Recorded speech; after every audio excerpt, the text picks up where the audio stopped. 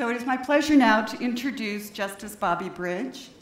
She is an Associate Justice with the Washington Supreme Court and a leader with the Models for Change Initiative in Washington State as President and CEO of the Center for Children and Youth Justice.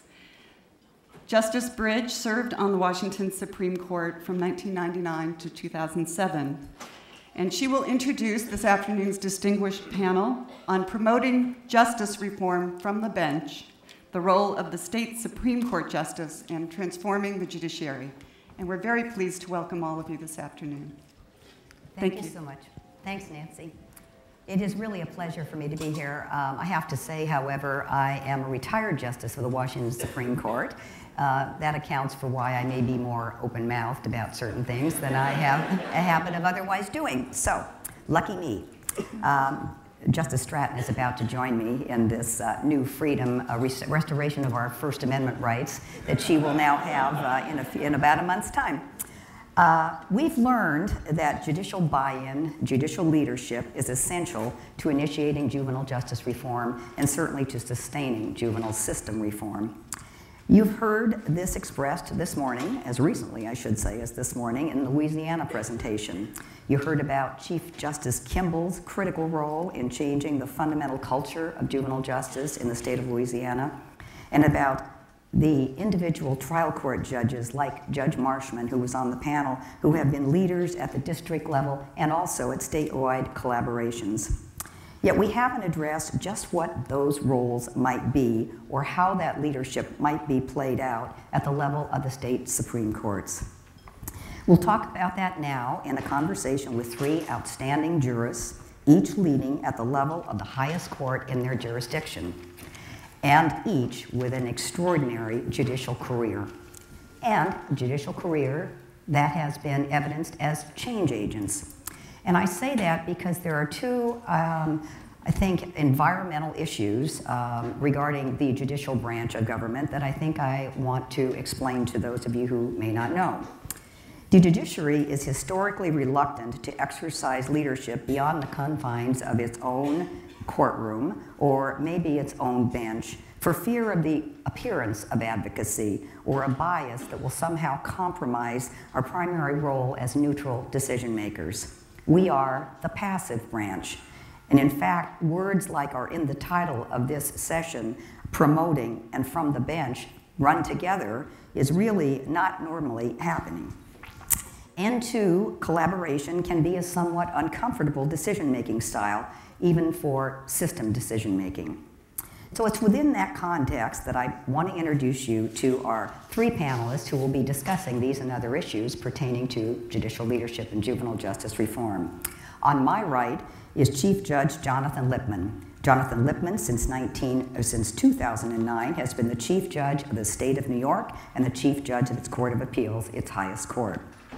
But he brought to that position a 4-decade career in the court system, recognized in 2008 with the William H. Rehnquist Award for Judicial Excellence, an award which is given annually by the National Center for State Courts to a state court judge from around the country. To my left, my immediate left, is Justice Evelyn Stratton of the Supreme Court of the state of Ohio. She was, in fact, the first woman to be elected judge of the Franklin County, Ohio Common Pleas Court, the general jurisdiction trial court in the state of Ohio, in 1989, where she became known, I just have to say this, as the quote-unquote velvet hammer for her approach to sentencing in serious felony cases.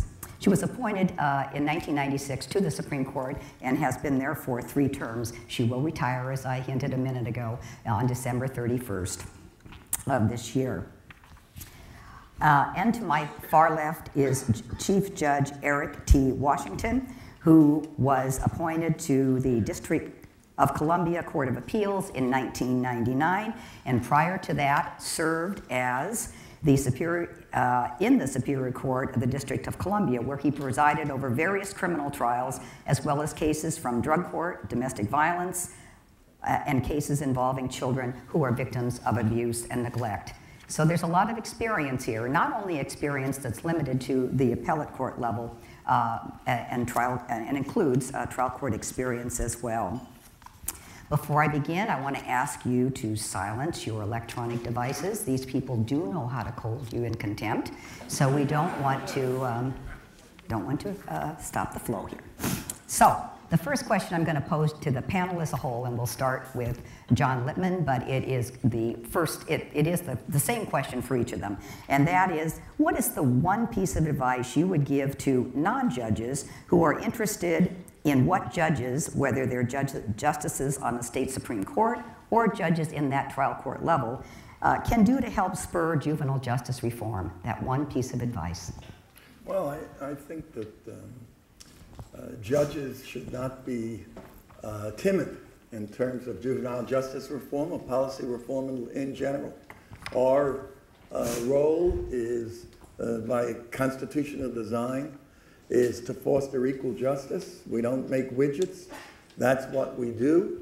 And I, for one, believe that certainly chief judges and judges on the high court should be out there advocating policy reform. If we don't do that, then others will make the policy that we have to live with. I think we have to be careful not to appear to be partisan, but my advice is to try and get judges to do what they should be doing, which is not to be activist judges, but to be proactive in the pursuit of justice. And I think we ought to use the pulpit that we have, and that would be my advice. Thanks. Justice Stratton. I would encourage everyone in this room to seize the ability you have to make change, because we started with 2 mental health courts in Ohio, and we have now 144 specialized dockets in Ohio, 38 mental health courts. But actually, the vast majority of them did not get started because a judge got the vision. It got started because a probation officer, a social worker, a police officer, whether it was crisis intervention training, went to a judge and said, I heard about this program, I heard about this idea, let's think about it, let's do it. And I've had so many judges tell me that it was somebody like that that came to them that told them to look into something. So it's very easy for the judge to start something, and you say, well, how can I get the judge to start something? Don't be afraid to ask. It is amazing how many times if you ask, the judge will take a look at something or think about it or ask them to come to a meeting, and always have that personal human example that sometimes is a little different than what they may see on their docket, but shows them sort of the end result. But you can make a difference in getting that judge to take leadership. And Chief Judge Washington. I don't know what to add to that. I think what's important is to invite us to be part of your community meetings.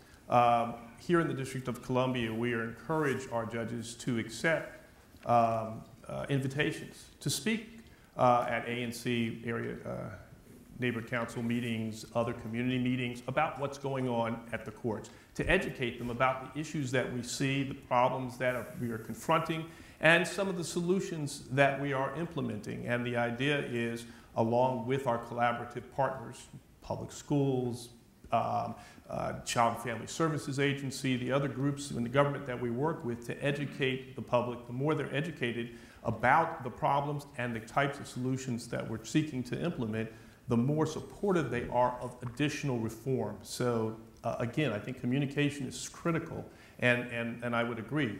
You shouldn't be afraid to ask judges not only to come speak, but perhaps even more. If you have ideas that you want us to consider, I think we are open to addressing the problems that we see and doing justice, as Chief Judge Lippman just suggested. Go ahead, you want to add something? And don't assume labels. We've had some prosecutors who became judges, and I remember one of my favorite prosecutors was, I'm not going to deal with this namby-pamby social work stuff. That was his words, and he had these probation officers come to him and say, well, he's got these people who are mentally ill, and we got to do something with them. And now he's our biggest advocate. He's on my committees. He is speaks all over the state. But he was a prosecutor. And then don't assume because they're a judge that comes with a Republican label or backed by the Republican Party. I had newspaper reporters say to me, well, you're one of the most conservative justices on the Supreme Court, but you have all these liberal causes. And I say, well, Republicans can be mentally ill too, you know. Don't go there, not a soul in this room. But I think what's also important Thank you. is that if you get to the judge or the judge has their own initiative, the judge is the perfect person to bring the different stakeholders together. And we're the neutrals in this process, and I think that's really a role that the judge is uniquely able to fill. So I think having the judge either, again, from their own conviction, or maybe you come up with the kinds of ideas that we're talking about, and the judge can convene all the different stakeholders and get the differences of opinion that ultimately lead to reform and to change. And Judge Lippman, that has certainly been the case as you took over from your predecessor, Judge Judith Kaye, who is certainly known to many of this room, who was a strong voice for juvenile and family law issues and change in juvenile and family court processes in the state of New York. And you have picked up that mantle, as it were. So what drove you to this, and what do you find so important about children's issues that this was a reason to step out? Well, we have a unique problem in New York that's really driven my efforts, and that is we're one of 2 states in the country that have the age of criminal responsibility at age 16, which to me just doesn't make any sense whatsoever. So I see that. I also see the science of adolescent brain development, which is so basic, whether it be that you see it in the Supreme Court decisions in Roper or Graham. And we also have a obvious situation, and at least to me, that the conventional dynamics of crime and punishment in adult courts do not work with juveniles. That the whole idea is not a system based on punishment, but a system based on rehabilitation that understands that kids do silly things, and we need to get them at that point and get them into diversion programs which make some sense, and to help them. So all of this was so obvious to me, and combined with this issue of the age of criminal responsibility in New York, that I've submitted our bill in New York to change that. We have a great deal of support from the different stakeholders, whether it be the advocates, the defense bar, the prosecutors, probation, the counties, and took that opportunity to, again, bring together the different stakeholders and say that this is just unacceptable in New York, and we have a vision, and maybe we'll talk about a little more, of what we need to do to change the present system. And as I indicated in my opening remarks, I think it's the Chief Judge's obligation, responsibility to foster equal justice, and I very much believe that in our state there are so many things that need to be changed, and juvenile justice reform is at the top of my agenda, and certainly a lot of this is prioritization. What's important? In New York, this is certainly a critical issue, and we're working very hard with our partners in government to get this done and get it done now. Thank you. And Justice Stratton, you also have certainly been a leader in major reform efforts with respect to the judiciary and how the court processes cases that pertain to children and families, most particularly in mental health, adoption law, and the like. How did your vantage as being a Supreme Court justice improve your ability to do this, and how could other Supreme Court justices follow your example? Well, I'll give you the Cliff Notes version of my speech that's Judges as Agents of Social Change. The first thing is, as you've heard before, and I've heard at a couple of the conference breakouts I went to, judges have the ability to convene. People return our phone calls. Even the governor returns my phone call. And so you can take advantage of that by calling people to come together. My co-chair of this group that I used to co-chair nationally called Judges Leadership Initiative on Mental Health Courts, he was a public defender, called a meeting, trying to get people together to deal with issues of mental health in the courts. Nobody came. He got elected judge. He dusted off the letter, put his new letterhead on. Everybody came. So you have that power to convene. But secondly, you have the power to build consensus. You can get people to come to the table and you can say, we're not going to be silos anymore. One of our judges started in the juvenile area, and he had everybody come to his first meeting, and the school people sat here, and the court people sat there, and the advocates sat here. And he said, listen, we're not going to be like that. We're going to all work together. We're going to break these silos down. By the fourth or fifth meeting, they were talking about how they could put together a joint agreement so that way they would come to the meeting with the power to make decisions at the meeting about that juvenile instead of all going back to their respective authorities. You break down those silos and you build consensus, because judges are very neutral. They're considered, very neutral parties. They don't have the turf battles, and so they can really kind of bring those parties together in a neutral way. But judges have the ability to lead. I mean, as a judge, you're used to giving orders, and they're followed. And so you can say to the group, okay, we're going to get X, Y, and D done. And what I always do is I always give deadlines, and I always take work myself. Now, my job is to read opinions, write briefs, write opinions, hear oral argument. None of this stuff is anywhere in my job description. But because I sit in the meeting and say, okay, I'm going to take this on, and I'm going to make this phone call and that phone call, it kind of puts the pressure on anybody else in that room to do the same.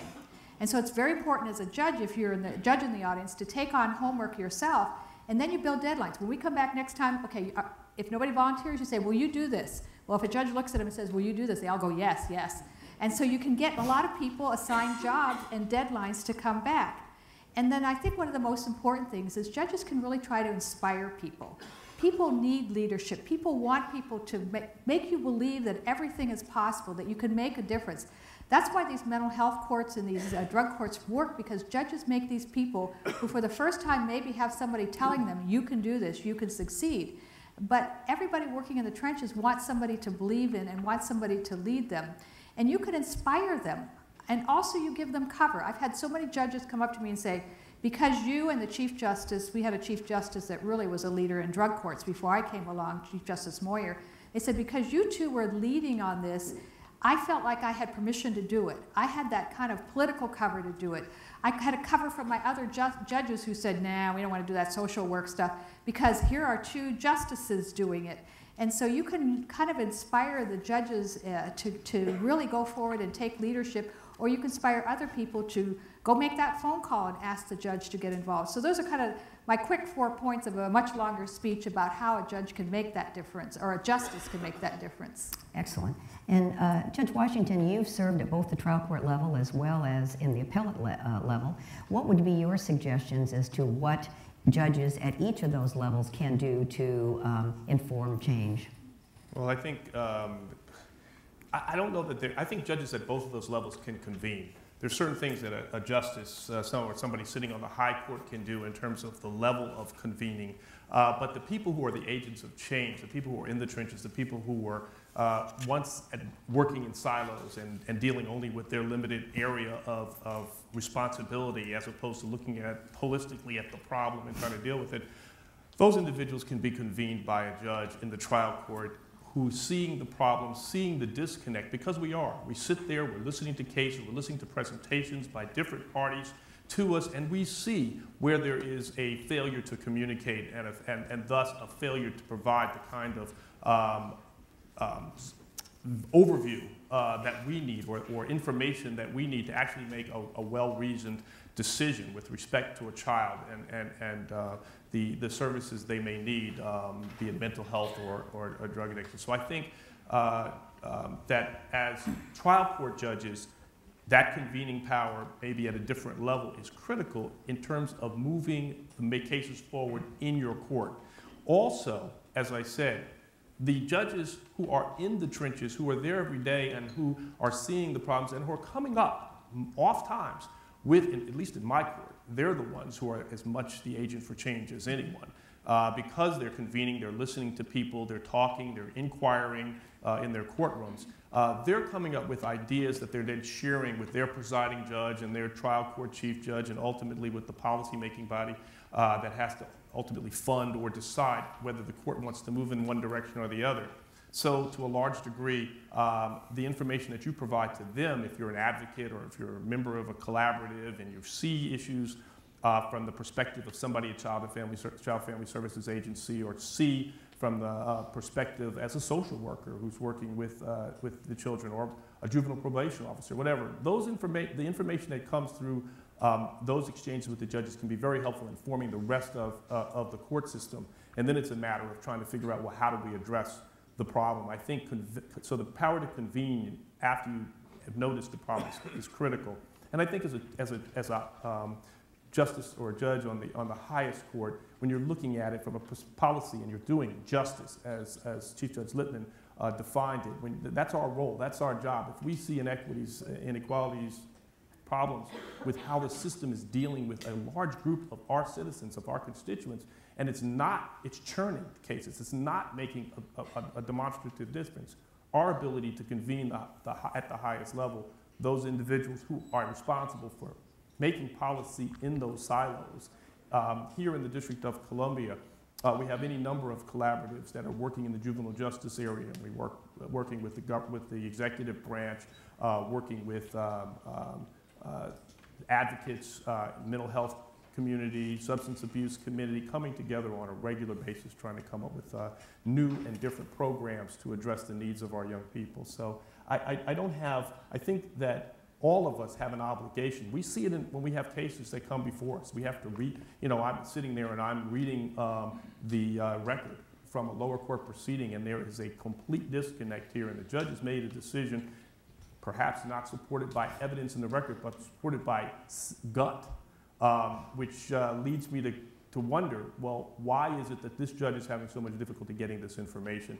What can we do to make it easier, and what can we do to help through our opinions, through our voice as justices and judges of the high court, make it clear what our expectation is? And so that's another way that judges on the high court can help to move change, or to foster change, because we can, through our opinions, require the parties to provide the kind of information that allows you to make the kind of decision that's a quality decision, so that you don't have garbage in and garbage out. Mm-hmm. Let's go to substance for a bit. We've talked a lot about process, and we will return to process in a moment. But Chief Judge Lippman, you referred to this earlier in your comments about what particular priorities you have in the state of New York with respect to juvenile justice reform. Will you share that with us, please? Yeah, in particular, what we're trying to do is create a unique kind of court that promotes the best features of the family court and the criminal court.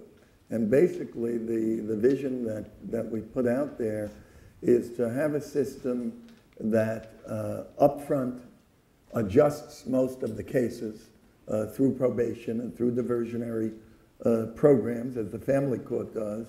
In the middle, has the protections of the criminal court, whether it be a bail or a speedy trial or grand jury or whatever it might be. And at the end, has the protections of the family court idea, not to stigmatize kids and have no record at the end. So what we're proposing is a new youth division of our Supreme Court, which is our general jurisdiction trial court. And one of the reasons that we've done it this way is that we have a family court that is under great pressure and has a lack of resources. And if at the very beginning we were to take all these cases where now the 16 and 17-year-olds and just dump them all into family court all at once, the system would have all kinds of funding problems and practical problems in doing that. So as I indicated before, we got together the different players and said, what kind of legislation could we figure for New York that would get this done now, that has a scheme to it that makes sense in terms of the idea of recognizing that with kids, we're interested in outcomes. This is not just about counting cases. We want to make the cases count. So that's what it's all about. What can we do and get it done now? And it may well be that ultimately in New York, we take all of these cases and put them into family court, but we think that we have a proposal that allows us to get the support of the district attorneys, the probation, the counties, the advocacy community, and we built a large coalition that we think to get this done. We've been talking to the governor and the legislature. We have a lot of support, and this is a vision. And previously, I had asked that in the juvenile probation be under the judiciary's domain rather than it is now under the executive branch, because again, it's part of this puzzle of how to deal with the kids, and so much of it has to do with probation. So it fits into what we proposed earlier. It's a grand design, you know, change of this kind, particularly in a complicated state like New York, is not easy, but we think we have an approach that works, that makes sense for what we're trying to achieve, which is to take kids who, again, get into some kind of trouble and say, how are we going to focus on the outcome for these kids to make it beneficial to our society in New York. And that's what we're trying to do, and that's our main piece that we're getting awfully close. And we certainly can use all the help we can get, but we're working with the legislature, the executive. Any of you want to come into New York and give us a hand? We're happy. The sign-up sheet will be available in the yes, back following the... And no, but we think we're making a lot of progress, and we're near the finish line, and we want to get there. So, Judge Washington, the District of Columbia is not a state, but it's certainly complicated. What are your priorities for juvenile justice reform, and how's it going, and what are the hurdles? Well, it isn't, and that means that we have a legislature that's rather large that oversees the District of Columbia courts. Just think about it, folks. We're a directly federally funded court system, and because of that, in terms of our initiatives, if we want to get support for them, we have to go to our authorizers and appropriators on Capitol Hill, although we do have a council who is also very concerned about juvenile justice issues here in the District of Columbia. So we have this interesting relationship with both of our legislatures. We have been, you know, the District of Columbia is fortunate in that the chief judge of our trial court, Lee Satterfield, prior to becoming chief judge of our Superior Court, was the presiding judge of the family court. And our juvenile delinquency matters are handled within our family court, and we bring a lot of resources to bear there. But what happened early in this century was, in the 21st century, in the early 2000s, is that Congress recognized, I think, that we had issues that we needed to address in terms of the way we were handling juvenile cases, mostly in the neglect and abuse case area, but it helped us to foster an understanding with the Department of Youth Services, DYS, and DYRS, and other collaborators in the juvenile delinquency area, that there were changes that needed to come that were beyond just sort of the neglect and abuse circumstances. We have a public defender who takes primary responsibility for addressing the needs or defense needs for juvenile delinquents who are charged with serious crimes here. And they had an interest in working with the courts on different ways with focus of rehabilitation. So we were looking at how do we take sort of a lot of lessons learned from around the country, the best practices that we've been able to garner through the National Center for State Courts, other organizations. How do we kind of blend those into a juvenile justice reform package? And we've done it really through the legislation that created our new family court. We put in a lot of changes at that point, but that's been a while. We've been really focused outside of the court to a large degree. A lot of it is in terms of developing collaborative partners and coalitions and trying to figure out the best way to handle it. We have probation, for example, for juveniles under the court's auspices. So we are able to control that, offer services, and provide the resources we think are important. Two sort of initiatives that are more current, where we see some really exciting changes, have to do with sort of an evolution in the idea of drug courts. You know, we had a juvenile drug court early on. One of the great things about being in the District of Columbia, one of the difficult things about managing the court system in the District of Columbia, is that we are often looked at to be to be used for experimentation. I'll leave it at that. And so when people come up with great ideas and they want to test them, often the District of Columbia is the guinea pig. And as it comes to drug courts, early on we were very much involved in the vanguard, and so we've had them for many, many years. And when we started out with all the grant money and the wonderful programs, we were offering acupuncture, everything you could imagine. It was a very innovative program, and of course over time, as the grant funding went away, we had to fund them. We had to fund them within the resources that we had. But juvenile drug court was one that we started and had been promoting pretty heavily. Last year, though, we recognized that again, everything is evolutionary in terms. We recognized that a lot of these children, these young people, were suffering mental health problems and actually using drugs to self-medicate. And once we got them off drugs, they became more of a problem than they were before. Because we were taking them putting them in drug court, getting them through these series of modalities to help them break the habit. And most of them was marijuana. What ended up happening is they became more incorrigible at home, in school, and other places. Truancy, they started dropping out. It became more of a problem. We finally recognized that we had to address the underlying problem, the mental health problem. And I have to look, because I always, it's JBDP. We started a juvenile behavior diversion program.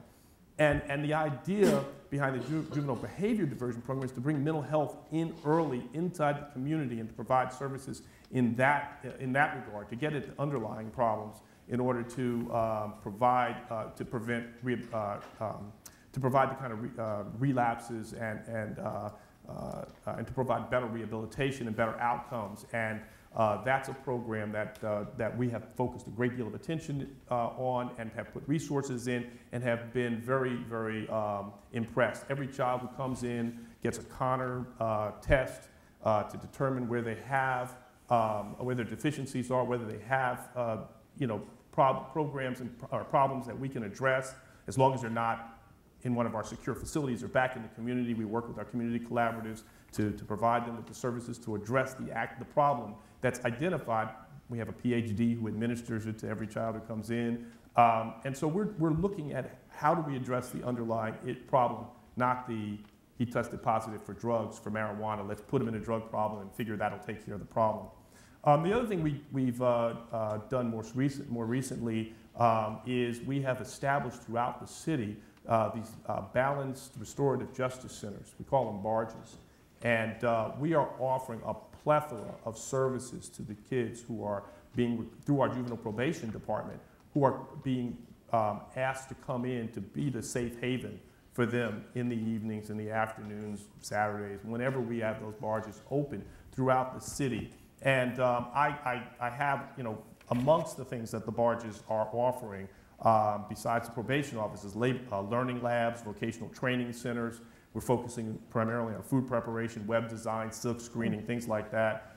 We have strength-based services. They take place in pro-social activities. We are, through that program, trying to, and it's a collaborative program again, reaching out. We have the resources of the executive branch. The mayor has been very supportive. He actually was at our last groundbreaking. We are trying to provide the environment to really make a change and difference in these juveniles' lives. So the ones that are in the community, we're trying to supervise them better, more smartly. And that's where I think our focus has been, and I think it's been, at least it's new. So we're still, again, evaluating how successful it's been, but we've been encouraged. And the we is? The we of the courts, the executive branch, through the DYRS, Department of Rehabilitation Services, through the activist community, public defender community. It's supported by United States Attorney's Office in terms of, and the Attorney General's Office. The United States Attorney is not the prosecutor for juveniles. Typically, the Office of Attorney General is the prosecutor, but the United States Attorney's Office actually has some resources that lend to us. So the we is a really broad we, but we also have mental health. The Mental Health Commission is a big partner in our efforts going forward. Department of Mental Health Services. So it is a broad-based collaborative group. Thanks. Justice Stratton, your priorities for juvenile justice reform. Well, it's a good question because it can show you how things happen in very different ways. I had no intention of being any leader in juvenile justice reform. It wasn't really even on my radar screen. I was very involved in mental health courts and put a statewide committee together 14 years ago called Advisory Committee on Mental Illness in the Courts. And I've been involved for 20 years in a statewide organization that deals with anything to do outside of prison, all the community sanctions, all the community projects, community control. And both of those groups had active subcommittees on juvenile. We always brought the juveniles in because, to me, they were just a continuum. And so we had developed 38 mental health courts, and 11 of them were juvenile mental health courts. And we had about 20, maybe drug court that were juvenile drug courts. And so I was very involved in that. I was branching off into a lot of veterans work, and then I had gotten involved in the Justice Reinvestment Initiative done by Council for State Governments. And so those were all my causes. And I really blame my sitting here on two people, the MacArthur Foundation with Laurie Narducci and Donald Ross of M&R Strategies, because they decided to do this new program where they were going to come in and help you make some legislative changes. So I was sitting in my office in January, and Donald Ross shows up and he says, we want to come into your state, we want to help you do something different. We had already been a Models for Change grantee. In fact, Judge Teodosio, who's here, was your award winner in 2010. We're very proud of her. So we'd gotten some MacArthur grants. We had these juvenile mental health courts. So apparently we landed on their radar screen. And he came in and said, we want to hire people to help you make public policy and researchers and lobbyists, and we want you to tell us what you want. And I looked at him and I said, okay, what's the catch? There's something going on here. You never say that. That's exactly what it was. And so I had already put together a competency bill that our committee had worked on, my mental health committee had worked on for juveniles, because we had no competency standards. We had 88 counties doing it differently. And I said, well, I got this, but I don't know anything about juvenile law. I never was a juvenile judge, and all I do is get occasional cases on it, and I read the briefs, but I have to have 2 briefs in front of me to know what I'm deciding. So let me call juvenile judges together. So we called juvenile judges down. They had a host of ideas, especially the ones that did juvenile mental health courts. We had already been very successful with the project called Reclaim, which reallocated money every time you reduced your youth detention referrals. The money went back locally, and we had reduced our detention figures from over 2,000 to about 600 from the Reclaim. So we had a lot of great projects going over, but there were a lot of more individual projects to happen. And so over the last 2 years, I've ended up heading this organization that we call loosely Juvenile Justice Reform 1, now Juvenile Justice Reform 2. Next year is going to be called 3. But we've been very project-oriented. Unlike these big system reforms, we're focusing on projects. In the first round, we got the Juvenile Competency Bill passed. We got Interstate Compact for Children passed. We tweaked the Reclaim Monies bill. We did a reverse, I don't even know what they call it anymore, where you send them back if they don't get convicted in adult court. And we created a Council on Juvenile Justice and Mental Illness that was to issue a report that just came out. The next set of projects, we worked on collateral sanctions. We worked on getting into a court rule representation for juveniles, and we were successful in getting it at the municipal level and serious crimes level. And so we were sort of project-oriented, and our projects this year we're focusing on some gang activity issues and how can we prevent the gang affiliation that often results even after you send them to detention. And my favorite, my newest favorite, is the YAP program, which I nicknamed myself. It's called Youth in Adult Prison. Everybody's doing a whole bunch of stuff with juvenile detention, and we can't find hardly anybody doing something with kids that go over and bound over as adults. And we found out in Ohio, 70% of those kids get out in 5 years or less. And that was an astounding figure.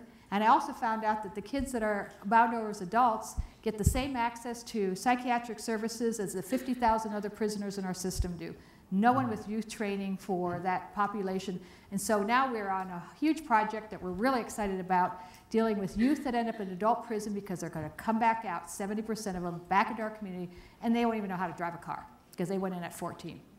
So we're sort of project-oriented rather than a whole statewide reform system, because we've had a lot of that happen, And we've been very lucky to get the MacArthur funding because it has been amazing how much that has enabled us to make progress. So I'm eternally grateful for the funding that we've gotten from this organization, and beg, borrow, and steal all your ideas. I always go to your conferences and take a stack home and pass them out and use every idea I can from every conference I go to.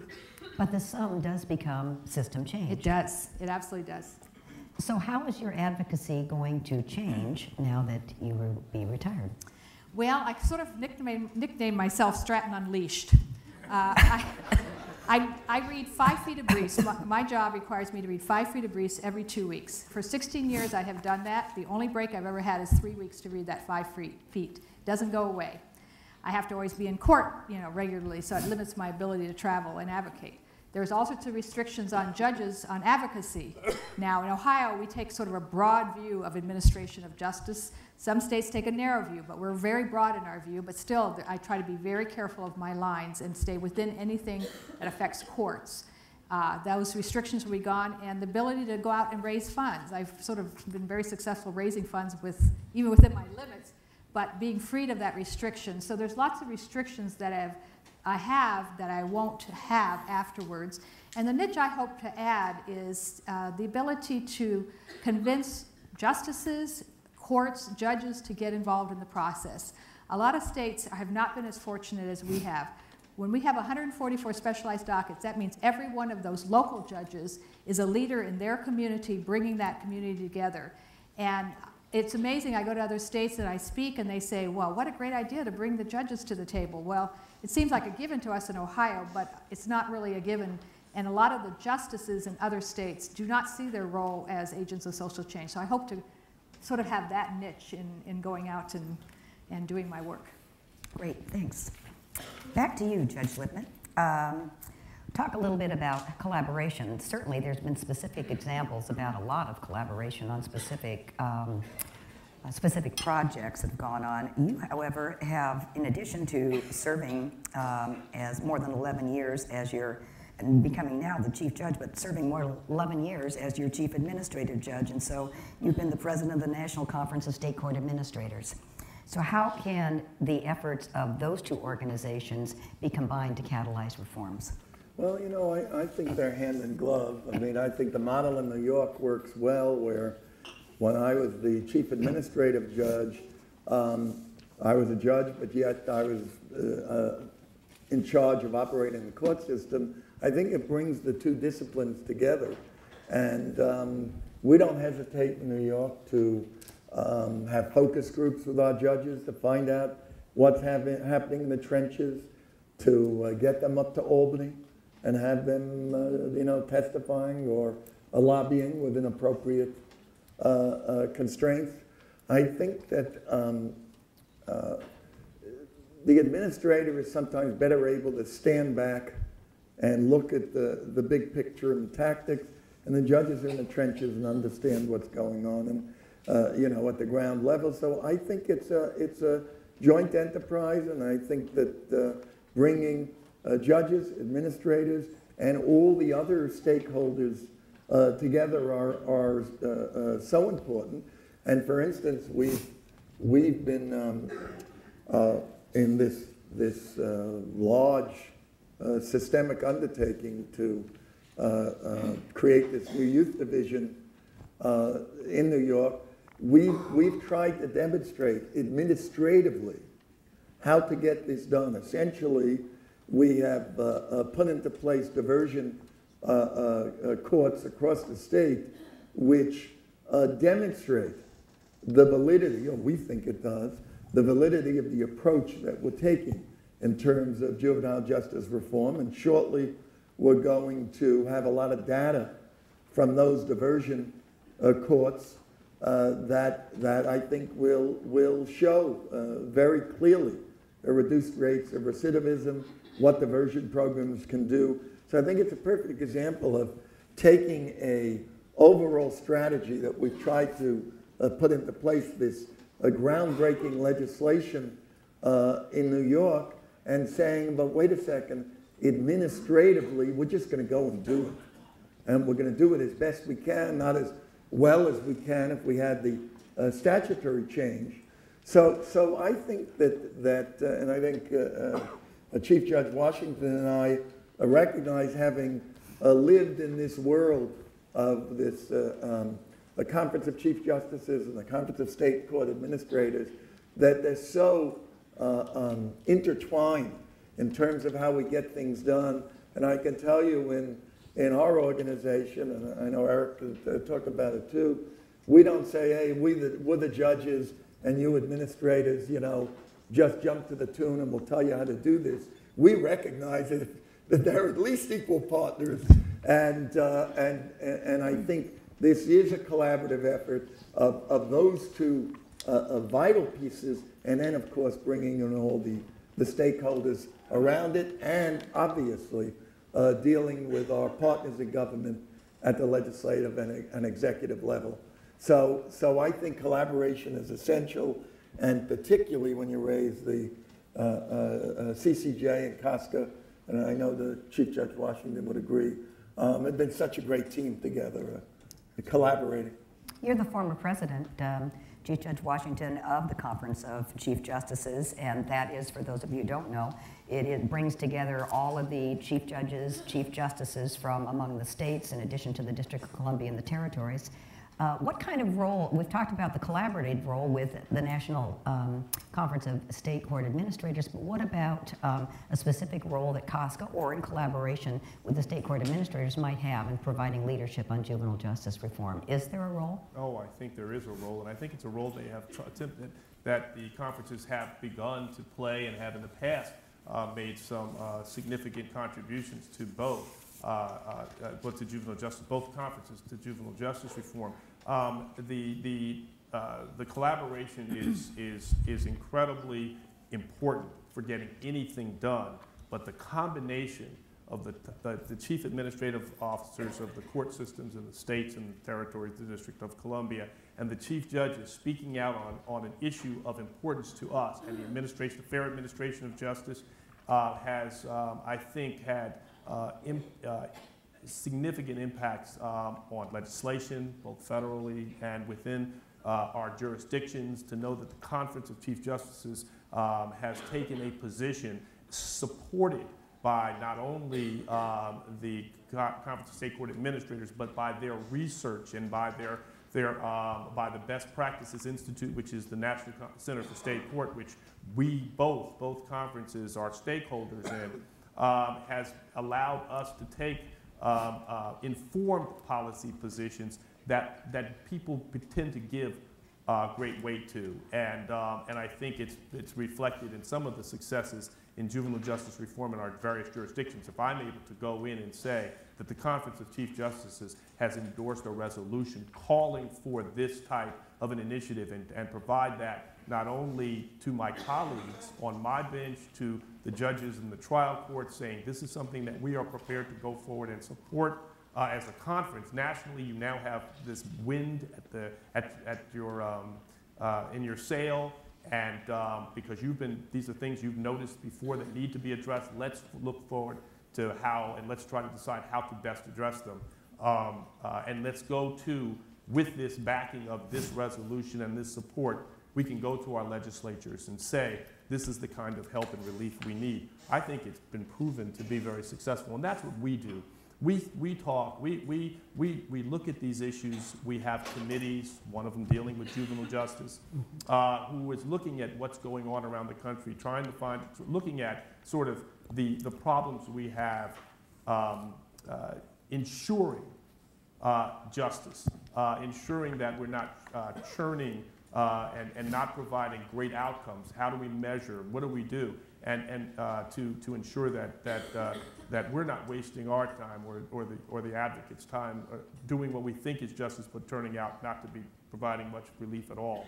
And once we've talked about it and we've gotten some expertise in the area from people who know more than we do, and we've come to some consensus. Now you can imagine there are 55 members of this conference of the Chief Justices and the Conference of State Court Administrators. And they all have chief in front of their name. And they all have chief in front of them. So there's building consensus, though, is surprisingly not that difficult. The scope of of a resolution, how broadly we may want to and how aggressively some chiefs may want to tackle a problem or an issue as opposed to others may vary. But we all, I think, believe very strongly that the fair administration of justice requires us to take stands and to make policy pronouncements. And so to the degree that that is something that is important for chiefs to do, and we all agree with that, then we can tailor just as we do with opinions.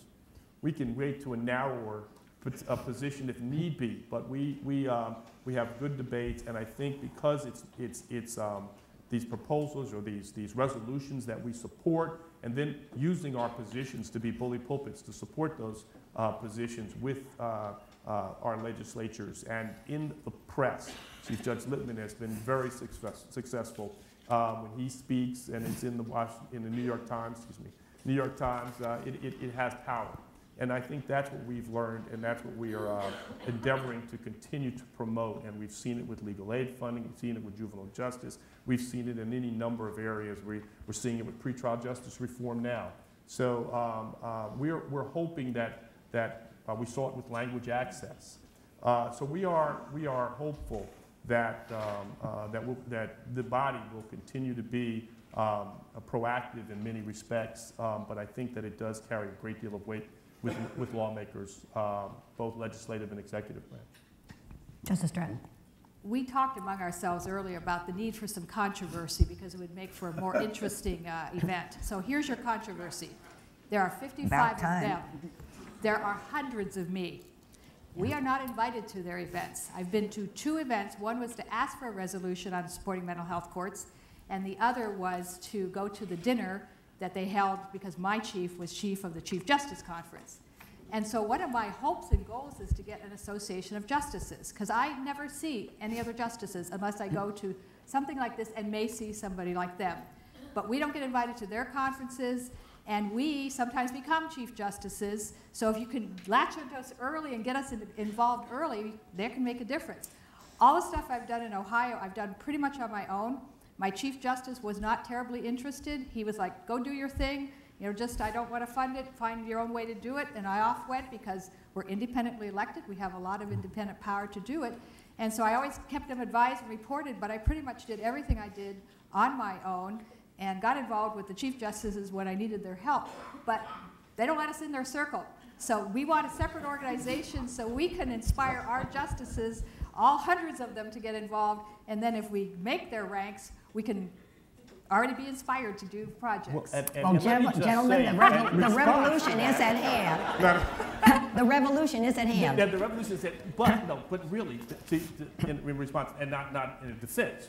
Go ahead. There are regional meetings in the Southern High Court Conference, which is the regional conference of Chief Justices, does invite justices from their courts. And it is part of an evolution. Never heard of it. Yeah, well, it's the regional conference of the Conference of Chief Justices for the South, and they call it a High Court Conference. And just in the South? It's just, this is the regional conference, and I have so to it's move to something the that's South? no. We're hoping to move it into the Midwest. We're hoping to move it into the Not to Southern Ohio, well, we're hoping to apparently. move it into the Mid-Atlantic first, aren't we? But then we hope that it takes on, because we don't disagree with you. We should have more interaction. And there is an organization, you know, that's the organization of the leaders of the intermediate appellate courts to, again, try and get people from around the country in the same roles to talk to each other. So you're absolutely right. And in these days of, though... They don't invite us either. But I think there's a legitimate issue that in these days of tight budgets, it's very hard. How do you communicate, even among the chiefs or the administrators, how do you do it when it's not so easy to marshal 55 from around the country? But obviously, you're entirely right. And you're welcome to my circle anytime. That's our circle. Our circle. And Judge Washington's circle. That's great. Let me ask one almost final question, and that is your individual responses to the leadership activities from the Supreme Court, either as chief or as an associate justice, or from COSCA, the Conference of Chief Justices. Would it differ, because you both indicated that there are powerful leadership roles that can be performed and that change can happen, with those kinds of, with that kind of leadership role. Would your answer change depending upon whether or not you were in a state where the administrative role of the Supreme Court is not that of a top-down assignment or a top-down setting of priorities, but rather only a persuasion from the bully pulpit? Because as you know, we have a mixture of judicial systems. Let me start on that one, because we have what we would call a strong centralized system, where I'm able to initiate the policy change and basically, at least throughout the court system, be able to speak as the leader of the courts. And as Chief Judge Washington knows, many states have a more decentralized system, where it's not so easy to say we're going to do policy change and make it carry through. I think the bottom line is that every state has a different culture. They have a different culture in the way the courts are organized. They have a different political culture in that state. The chief judge may have a tremendous amount of power, or in other states, not so much. Sometimes the view, and I think this was mentioned before, of what the role of the judge is, putting aside the chief judge just in general, is very broad in terms of policy issues. And in other states, they say we decide cases and that's all we do. So I think it really is a question of looking at the different cultures in every direction, centralized system versus decentralized, you know, how your state is in terms of philosophy of what judges should be doing. But I would pick up on one point that I think was made before, and Eric, you made the same point.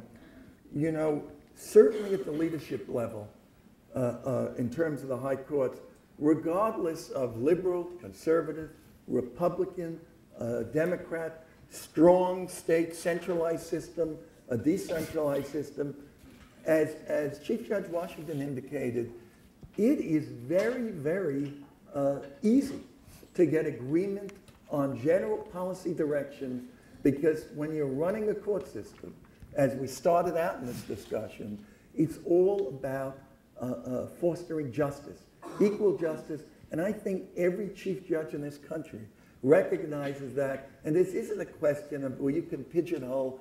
We agree on almost every one of these broad policy areas, including juvenile justice reform. And so I think there is again, as you may have guessed, I'm a strong believer in judicial leadership and the role, whether it's at the chief judge level, the high court level, the trial court level, the intermediate appellate level. I think we want to work with all of you. You have the knowledge. You know, we want to take the ball and run with it, and particularly in this area that we're talking about today. So it does matter how it's set up, but yet there's so much commonality, you know, I think around the country. Okay. Others, if you'd like to weigh in on that? Well, ours is what I call 88 fiefdoms. We have 88 counties, and every one of those counties is individual, and we don't have any centralized control like New York does. But we are very strong believers in inherent authority. We have one statutory drug court, which everybody ignores how it's set up, and it's probably unconstitutional the way it's written. And we have 143 that are by inherent authority, because we believe that it's just a docket control method. A specialized docket is really a different way of handling probation, and everybody does probation, and this is a different way. And so we try to inspire our judges, we try to encourage them, we try to make them believe they can do it. And I can remember being at a conference or a meeting where we were planning some of this with a judge, and I won't say what state it was, but the judge had the centralized system. And I remember him saying to me, well, we'll just order our judges to do this. And he had like only 5 mental health courts, and we had 38, and we didn't have to order anybody to do it. So the other thing I like about the decentralized system, it gives a lot of chance for innovation and change. Sometimes when you set one model out, like if we had adopted that drug court model for the whole state, it would have been chaos now. Basically what it allowed, all the municipal misdemeanor level judges to transfer their drug court cases to the felony level. Totally unworkable, would have crashed the system. But sometimes when you go to the legislature and you get something locked in stone, then you don't have the change in the innovation, and so or the policy is too rigid. And by allowing all of our incubator judges to think what works good and then get that advertised to all the other judges and let them know, it really allows for a lot of growing change, because this is a very moving, fluid field. And so that's one of the things I like about our system. Yeah, I would agree. And I think one of the things that we've tried to do, even as leaders of the third branch, is to work within the constraints that we have to make the changes that we think are important.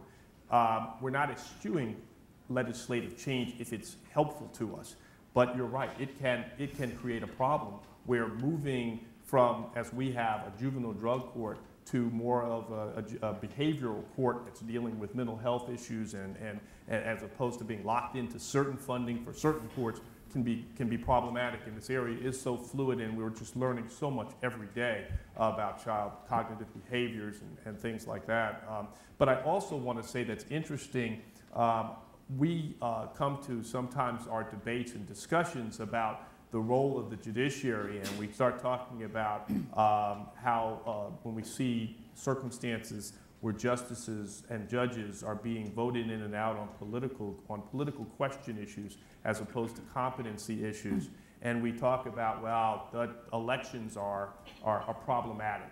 We need merit appointments because these judges are not getting, people are misunderstanding the role of the judiciary and the rule of law in our democratic society.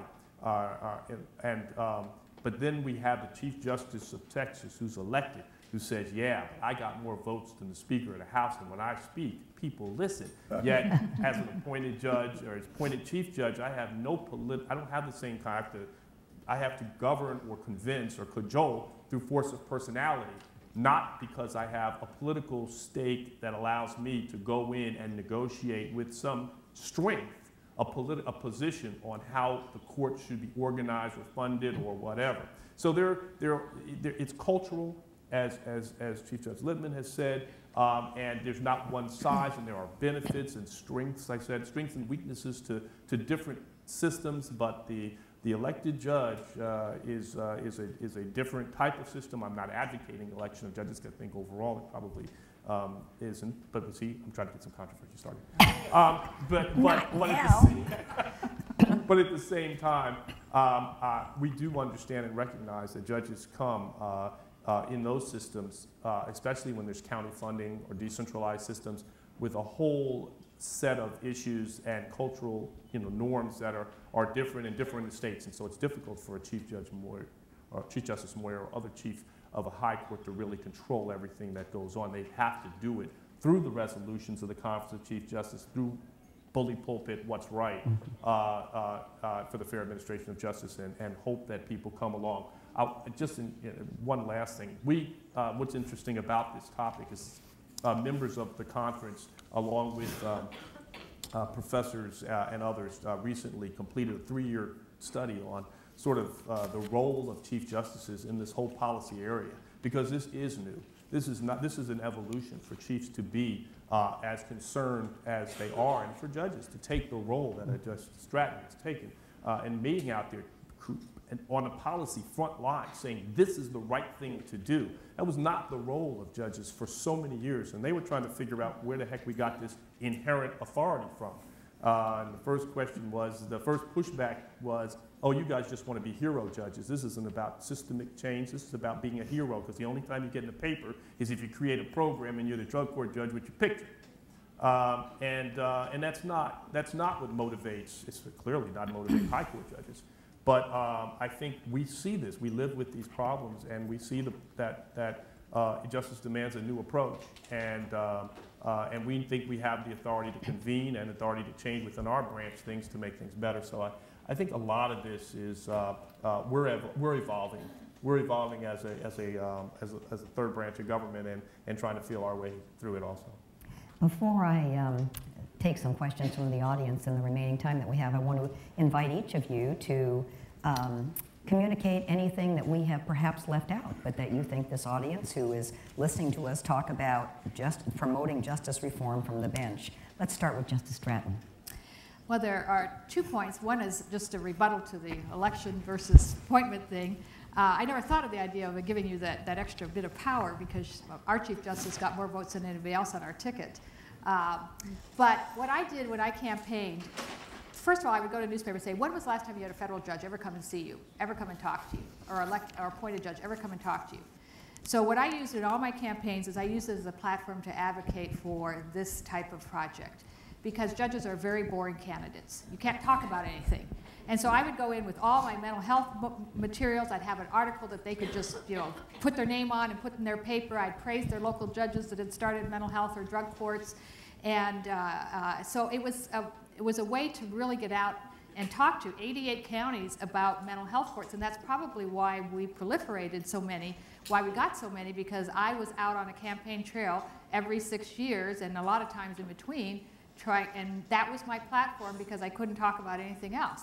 So that was very helpful. But there's 2 points I'd like to really leave for you that I've learned over the years that I've done this. And one is that there are a ton of resources out there, and we just are horrible about learning about them.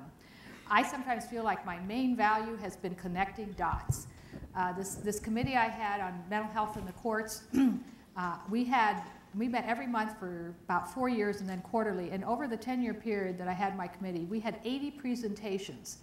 I always had 2 presentations every time we had a committee meeting, not just committee meeting, but always 2 presentations. I would have somebody come and talk about what they've done. And it was amazing how many programs nobody had ever heard about in the state, in our own state. And then we put a newsletter together that started off as a drug court newsletter and then a mental health court newsletter. Now it's just a specialized docket newsletter. And in that newsletter, it comes out every week. We have a list of all of the training, state, federal, foundation, and we have a list of all of the grants. And it is amazing how long that list is. They may be very specific grant for a very specific niche, but somebody probably could fill that niche. Because what I found out is I would find out about a grant, but only you could apply for it, and the window was 5 days away.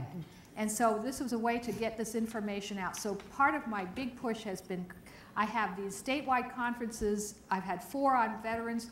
The whole purpose is just connecting the dots.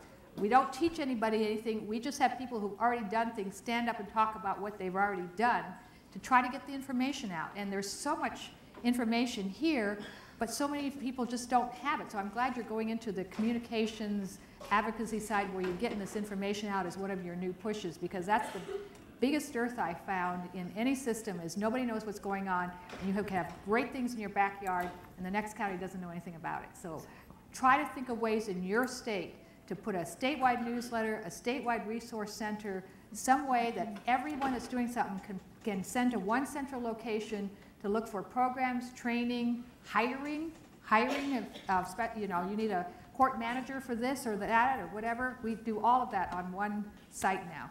That's great. Judge Well, Lippman. I just comment, I don't think there's anything really left out, but I've been an elected and an appointed judge. And, I think they each have their virtues.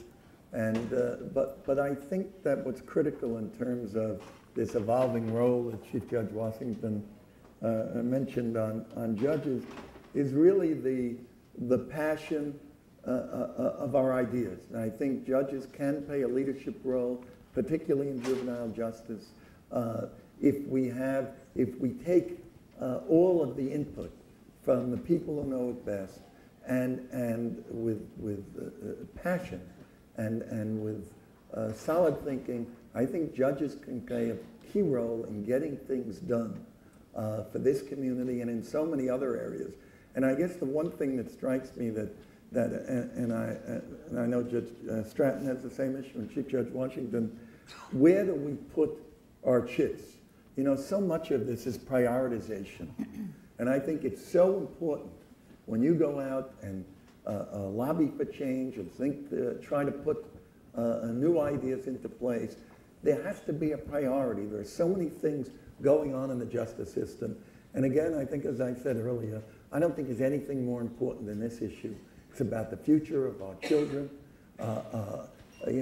What could be more important to the justice system and to society, but to prioritize, to get the leaders in the judiciary to put this issue at the very top, or certainly right up there. Well, in that sense, it is traditional with Parens Patrick. We have a unique role with respect to children that we have for no other litigant in front of us, she says. Now, Judge Washington, the last word is yours before I hope, Nancy, can we have about 5 minutes since you started us late? Okay. Last word for anything that you think that we've left out. Well, I don't want to hold any questions from coming forward. I think that there are things that are challenges going forward this year for us, and I don't know in a lot of jurisdictions whether you're facing the same problem, but truancy is a huge issue. We just finished, and this talks about judges who are retired, who are taking up the mantle, who've always believed in this, but retired Chief Judge Judith Kaye from New York convened a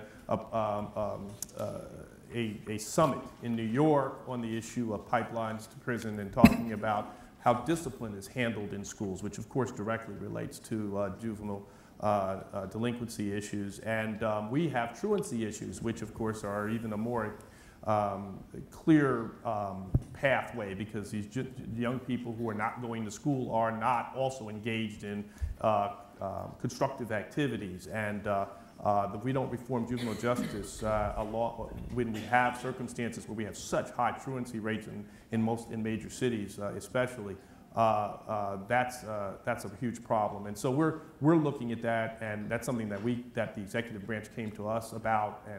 But how do you do it? How do courts become involved? How does a justice system become involved in a truancy issue without stigmatizing and involving them in sort of the police powers aspect of the court system?